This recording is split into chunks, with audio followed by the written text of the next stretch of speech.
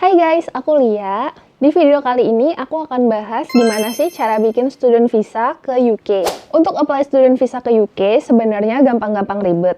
Gampangnya karena semua prosesnya sekarang bisa online dan tinggal datang ke VFS saja untuk foto dan scan biometrik. Ribetnya karena ada banyak dokumen yang harus disiapin. Jadi mungkin kalau kalian first timer akan sedikit bingung dan agak intimidating ya. Di video kali ini aku akan bahas step by step student visa ke UK. Sebagai konteks, aku apply-nya di bulan Mei 2026 dan approve di Juni 2026. Kapan harus mulai apply student visa UK? Sebenarnya teman-teman udah bisa mulai apply 6 bulan sebelum intake teman-teman. Tapi balik lagi tergantung kapan kas teman-teman itu terbit. Idealnya itu di bulan Mei sampai Juli untuk intake September. Karena kalau mepet takutnya antrinya banyak. Untuk list dokumen yang harus disiapkan, teman-teman bisa langsung cek aja di websitenya UKVI yang akan aku tulis di description box di bawah, karena pasti akan ada update dari waktu ke waktu, jadi better langsung cek aja langsung ke websitenya. Dalam menyiapkan dokumen, jangan lupa dicek juga apakah dokumen tersebut perlu untuk ditranslate ke bahasa Inggris. Kalau memang ada yang perlu, maka teman-teman harus mentranslate-nya di penerjemah tersumpah atau sworn translator.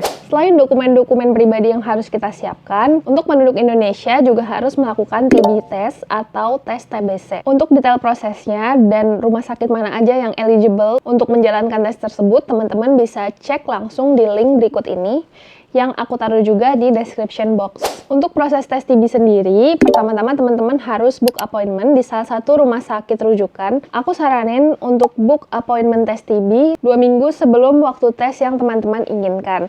Karena biasanya ada beberapa rumah sakit yang jadwalnya itu penuh. Saat teman-teman book appointment nanti, biasanya dari pihak rumah sakit akan menyebutkan dokumen apa saja yang perlu dibawa saat melakukan tes tersebut. Kalau udah, tinggal datang aja ke rumah sakitnya sesuai dengan jadwal yang teman-teman pilih dengan membawa dokumen-dokumen yang diperlukan. Nanti saat di sana, pertama-tama teman-teman akan diminta untuk mengisi data diri dan juga screening tes TBC. Seperti misalnya, apakah pernah memiliki riwayat TBC, apakah pernah tinggal dengan orang yang menderita TBC, atau apakah pernah kontak dengan orang yang memiliki TBC. Setelah mengisi data dan melakukan screening, teman-teman akan diminta untuk membayar tes tersebut.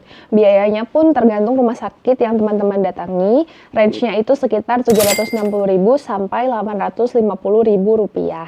Setelah membayar, biasanya teman-teman akan langsung diarahkan untuk melakukan ronsen torak atau dada, yaitu untuk melihat bagaimana kondisi paru-paru teman-teman, apakah normal atau adakah indikasi dari TBC itu sendiri. Nah, selesai melakukan ronsen, nanti teman-teman akan diminta menunggu dulu dan diminta untuk mengecek draft sertifikat TBC yang nantinya akan teman-teman terima setelah hasilnya keluar. Untuk hasilnya biasanya akan keluar 1 hari kerja setelah teman-teman melakukan tes. Tapi ada juga beberapa rumah sakit yang hasilnya bisa langsung diambil di sore harinya. Jadi pastikan tanya aja ke perawatnya kapan bisa diambilnya. Kalau ternyata hasil tes TB teman-teman baik, maka teman-teman akan mendapatkan report, sertifikat, dan hasil ronsen paru-paru teman-teman. Nah, dokumen-dokumen ini nantinya harus di-scan untuk mengisi formulir aplikasi visa. Kalau ternyata ditemukan kondisi yang tidak normal, gimana? Kalau kayak gini, nantinya pihak rumah sakit akan mengabari teman-teman dan akan mengarahkan teman-teman untuk melakukan tes putum atau tes dahak, di mana teman-teman harus mengumpulkan dahak teman-teman untuk diteliti lebih lanjut apakah memang ada indikasi TB atau bukan. Nah, prosesnya ini akan memakan waktu yang lumayan lama, kalau nggak salah 8-10 minggu, dan biayanya pun lebih mahal ya, sekitar 4 jutaan. Jadi saranku mungkin bisa jaga kesehatan dulu ya sebelum melakukan tes TB.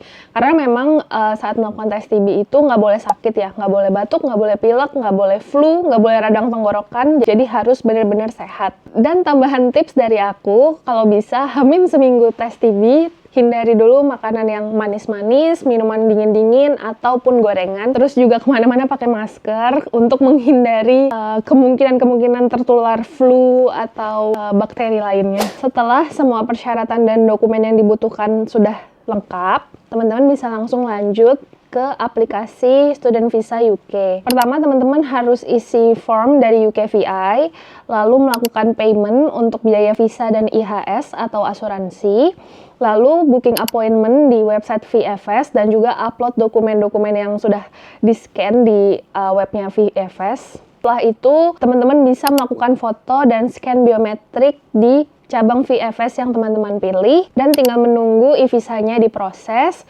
dalam waktu 15 hari kerja setelah teman-teman melakukan foto dan scan biometrik di VFS. Oke, kita mulai dari proses pengisian formulir UKVI.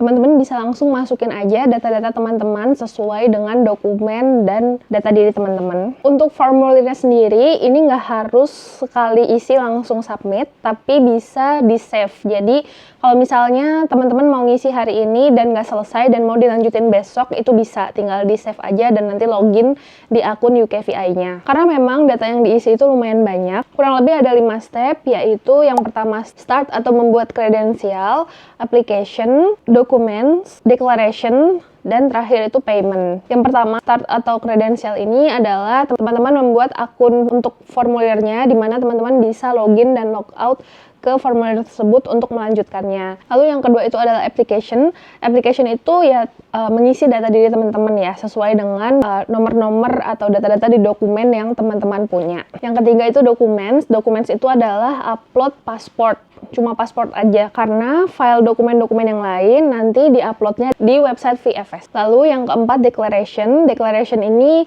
lebih ke statement teman-teman kalau teman-teman mengisi formulirnya itu sendiri kah, atau untuk orang, atau diisiin sama orang lain. Teman-teman masih bisa edit data diri teman-teman sebelum teman-teman melakukan declaration.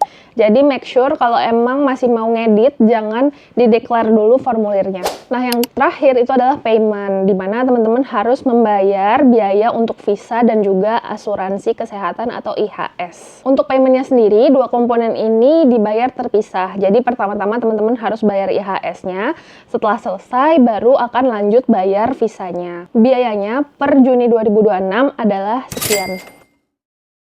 Untuk update biaya terbaru, teman-teman bisa langsung cek aja di websitenya UKVI yang linknya akan aku tulis di description box di video ini. Untuk paymentnya sendiri, teman-teman bisa pakai kartu debit atau kredit yang teman-teman punya yang terhubung ke Visa atau Mastercard untuk pembayaran internasional. Karena currency yang dibayarkan nantinya adalah USD. Untuk case aku kemarin, aku pakai debit BCA dan so far lancar-lancar aja. Nantinya uangnya akan terkonversi otomatis dari IDR ke USD. Setelah mengisi formulir UKVI, nantinya akan ada halaman dokumen checklist yang teman-teman bisa save as PDF dan di print. Karena nanti ketika teman-teman datang ke VFS, teman-teman harus membawa dokumen ini. Setelah selesai isi formulir UKVI, teman-teman bisa langsung lanjut ke website VFS untuk upload dokumen-dokumen yang dibutuhkan dan juga booking appointment ke VFS untuk foto dan scan biometrik. Untuk dokumen-dokumen yang diperlukan, jangan lupa ikutin ketentuannya, seperti misalnya ukuran dokumennya harus A4,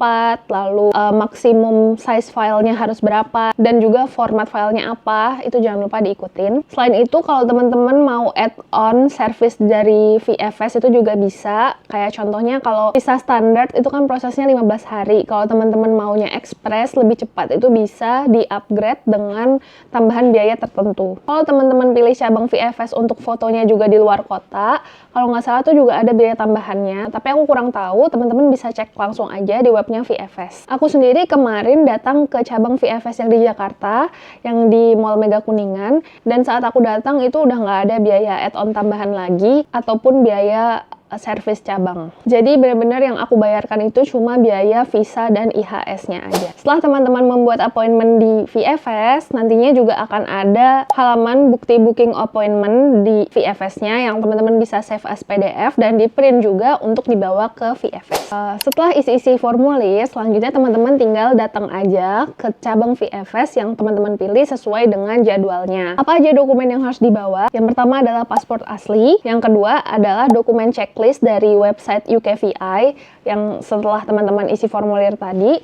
Dan yang ketiga adalah booking appointment dari VFS dan ada dokumen checklistnya juga. Nah, itu semua di print dan dibawa. Di dalamnya ada beberapa isian yang masih kosong. Nah, itu teman-teman nggak perlu isi, nanti aja isinya pada saat di cabang VFS. Terus prosesnya apa aja saat di VFS? Prosesnya itu benar-benar cepat banget, cuma 10 menit. Jadi setelah mendapat nomor antrian dan dipanggil, teman-teman tinggal masuk aja ke ruangannya. Setelah itu nanti akan ada verifikasi diri, ya ngecek lah apakah ini beneran teman-teman yang datang, kayak misalnya ditanya nama, tanggal lahir, dan sebagainya. Lalu setelah itu foto dan scan sidik jari. Udah selesai, abis itu paspornya langsung dibalikin, jadi nggak ditinggal, dan kita bisa langsung pulang. Oh ya, fun fact, kemarin setelah foto aku dapet free SIM card untuk di UK nanti. Setelah foto dan scan biometrik, visa kita akan langsung dikirim untuk diproses, dan waktu prosesnya itu kurang lebih 15 hari terhitung sejak kita foto dan scan biometrik. Tapi pengalaman aku kemarin hasilnya keluar lebih cepat. Visa aku udah approve seminggu setelah aku foto. Sambil menunggu e-visanya approve, teman-teman bisa sambil bikin akun UKVI untuk nantinya disambungkan ke e-visa teman-teman. Untuk cara dan website bikin akunnya, aku taruh juga linknya di description box, bisa langsung cek aja ke sana. Nantinya kalau e-visa teman-teman itu approve dan sudah terbit, akan dikabari lewat email. Nanti teman-teman ikutin aja instruksi yang ada di emailnya itu seperti apa, dan langsung sambungin e-visa teman-teman ke akun UKVI yang teman-teman sudah buat. Karena sekarang bentuknya itu udah digital semua, jadi e-visa ini ya udah bentuknya gitu aja yang ada di akun UKVI kita. Dan nggak ada lagi stiker-stiker di pasportnya. Jadi jangan kaget kalau pas jadi ternyata halamannya sederhana banget. Untuk student visa sendiri, periode yang aku dapetin itu adalah aku bisa masuk H-1 bulan sebelum intake test aku, dan expirednya itu H+4 bulan setelah end date di CAS yang aku dapat. Disclaimer, semuanya ini berdasarkan pengalaman aku apply student visa UK di bulan Mei-Juni 2026. Jadi kalau teman-teman mau apply di waktu yang akan mendatang, menurutku teman-teman wajib prefer ke persyaratan dan timeline terbaru yang ada di websitenya UKVI, karena pasti di sana lebih update daripada videoku. Dan mungkin juga pengalaman tiap orang berbeda-beda, jadi jadikan video ini sebagai gambaran kasarnya aja supaya nggak terlalu bingung. Segitu dulu video dari aku. Kalau teman-teman masih ada yang mau ditanya atau pengen request aku bahas apa, jangan lupa komen aja di bawah. Terima kasih banyak buat yang udah nonton. Jangan lupa support aku dengan cara subscribe, like, komen, dan share ke teman-teman yang lagi membutuhkan informasi ini. Sekian dulu video dari aku. See you on my next video. Bye! Aus.